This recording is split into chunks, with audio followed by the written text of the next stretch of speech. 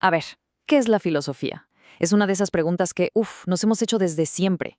Y justo en este análisis vamos a descubrir que la respuesta no es una sola, sino que ha ido cambiando y evolucionando muchísimo a lo largo de la historia. La pregunta parece súper sencilla, ¿no? Pero la verdad es que la respuesta es de todo menos simple. Es que miren, más que una definición de diccionario, la filosofía es como un viaje, un recorrido por ideas que no paran de cambiar sobre qué es la sabiduría, qué es la realidad y bueno, qué es la vida misma. Todo arranca, como suele pasar, con el significado de la palabra misma. La cosa es así. A Pitágoras se le atribuye la idea de que un filósofo no es el que tiene la sabiduría, sino el que la ama, el que la busca. Y eso lo cambia todo, ¿no? Desde el principio, la filosofía se plantea como una búsqueda constante, humilde. Es el camino, no la meta final. Ok, de esa primera idea nos movemos a la antigua Grecia, porque ahí la cosa se puso seria. La filosofía se convirtió en este proyectazo para entender de qué está hecha la realidad. Para Platón, por ejemplo, era como subir una montaña. Abajo está la doxa, o sea, la opinión común, lo que creemos sin más. Y la filosofía es el esfuerzo, el método para llegar a la cima, a la episteme, el conocimiento de verdad, bien fundamentado. Y luego llega su alumno Aristóteles, le sube la apuesta. Para él, la filosofía era, digamos, la jefa de todas las ciencias, la que se preguntaba por el porqué último de las cosas, por los principios fundamentales de todo. Pero justo ahí surge una pregunta que lo cambia todo. ¿Y si la filosofía no es solo para entender el universo, sino para algo más personal, para vivir mejor? Y con esa pregunta entramos a una nueva etapa. Aquí, la filosofía se vuelve, por así decirlo, una caja de herramientas para el día a día, para lidiar con lo que nos toca vivir. Pensemos en los estoicos o los epicúreos. Para ellos, la filosofía era literalmente una medicina para el alma, una práctica para manejar la ansiedad, para encontrar paz interior y pues para prepararnos para el hecho de que la vida tiene un fin. Se trataba de usar la razón para vivir una buena vida. Damos un salto de varios siglos y el panorama cambia otra vez. El foco ya no está tanto en entender el mundo tal cual es, sino en algo más interno, en cuestionar las herramientas con las que intentamos entenderlo. Aquí entran gigantes como Kant, que le dan un giro de 180 grados a la cosa. La pregunta ya no es solo qué hay afuera, sino qué hay aquí adentro. O sea, cómo funciona nuestra razón, qué puede y qué no puede conocer.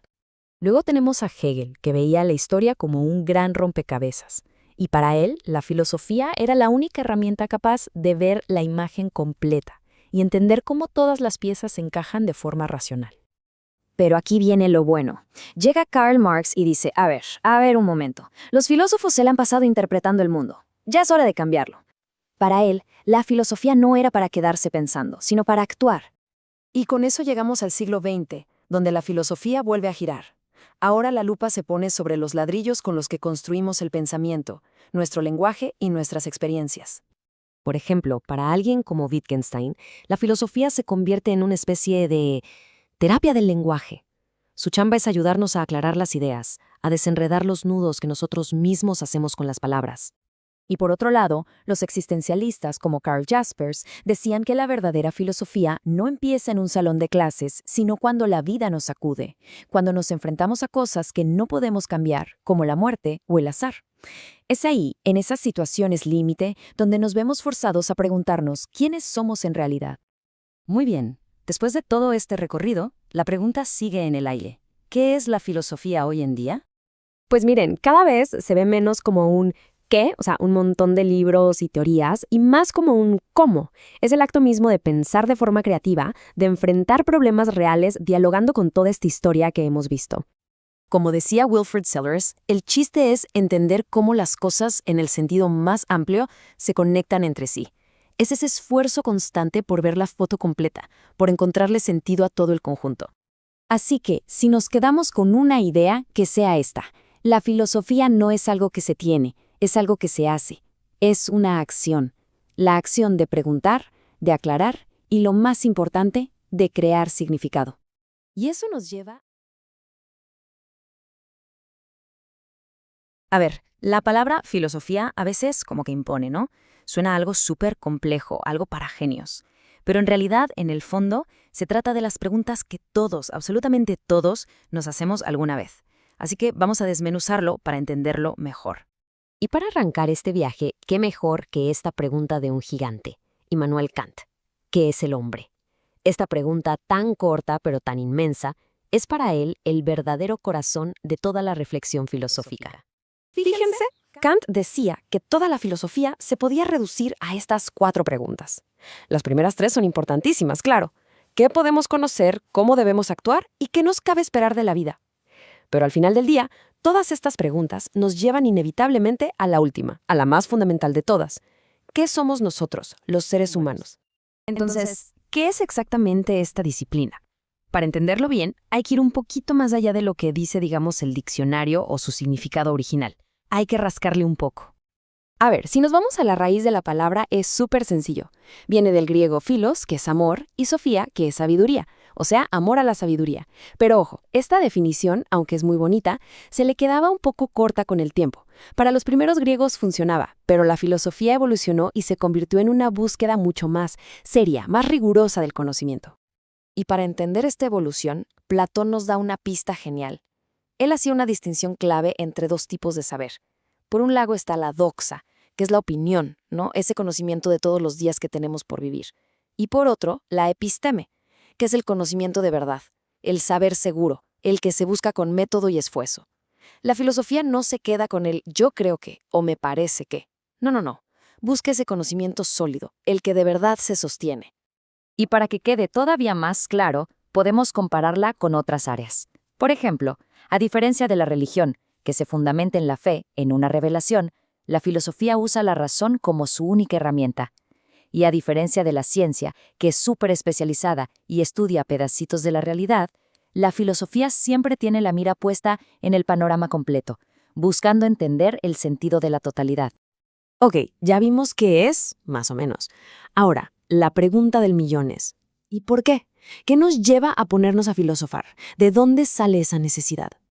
Pues ha habido distintas respuestas. Para filósofos como Platón o Aristóteles, la chispa es el asombro. Es esa sensación de ver el universo y decir, wow, ¿qué es todo esto? Para otro, como Descartes, el motor es la duda. Es decir, a ver, ¿y si todo lo que creo saber está mal? Y a partir de ahí, buscar una certeza.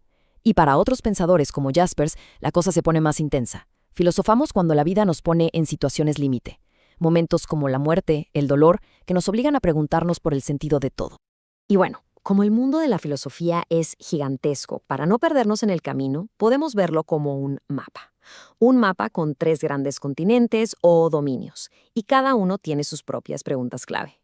Casi todo lo que se pregunta la filosofía cabe en estas 3 grandes áreas. Primero, la filosofía del ser, que se pregunta básicamente, ¿qué es real? Segundo, la filosofía del conocer, que va sobre cómo es que sabemos lo que sabemos. Y tercero, la filosofía del obrar, que se enfoca en cómo deberíamos vivir y actuar.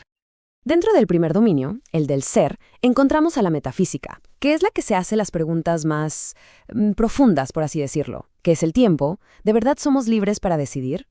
También está la ontología, que se enfoca en qué significa ser, existir. Y por supuesto, la antropología filosófica, que vuelve a la pregunta de Kant, ¿qué nos hace humanos? Luego, en el continente del conocer tenemos a la lógica, que es como el manual de instrucciones para pensar bien, para que los argumentos tengan sentido. De la mano va la epistemología, que se pregunta, ok, ya pensé algo, pero ¿cómo sé que es verdad? Y una prima hermana de esta es la filosofía de la ciencia, que le echa un ojo específicamente al conocimiento científico para entender cómo funciona y qué tan válido es. Y finalmente, en el dominio del obrar, la filosofía se mete con todo lo que hacemos. Aquí está la ética, que se pregunta qué está bien y qué está mal, la estética, que se va por el lado de qué es lo bello y por qué nos gusta el arte, y claro, la filosofía política, que reflexiona sobre temas cruciales como la justicia, las leyes y cuál es la mejor manera de organizarnos para vivir juntos. Y aquí está la clave de todo esto. Filosofar no es para nada aislarse del mundo en una torre de marfil a pensar cosas raras. Al contrario, como dice esta frase, se trata de todo lo opuesto. Es pensar para vivir mejor, para poner la vida bajo la lupa del pensamiento y así vivirla de una manera más consciente, más plena. Así que al final, este clavado a la filosofía no nos da un manual con todas las respuestas. Más bien, nos deja con un mapa y una brújula. La verdadera aventura es personal. Y la pregunta que queda flotando en el aire es, bueno, ¿cuál será el punto de partida para cada quien?